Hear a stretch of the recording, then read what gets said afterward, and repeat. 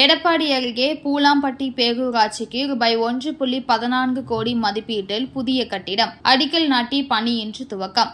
சேலம் மாவட்டம் எடப்பாடி அருகே உள்ள பூலாம்பட்டி பேரூராட்சியில் அலுவலக கட்டிடம் பழுதடைந்த கட்டிடத்தை புதுப்பித்து கட்டி தருமாறு பூலாம்பட்டி பேரூராட்சி சார்பாக அரசுக்கு கோரிக்கை வைக்கப்பட்டது. கோரிக்கை பரிசீலித்த தமிழ்நாடு அரசு பூலாம்பட்டி பேரூராட்சி புதிய கட்டிடம் கட்ட ரூபாய் 1.14 கோடி நிதி ஒதுக்கப்பட்டது.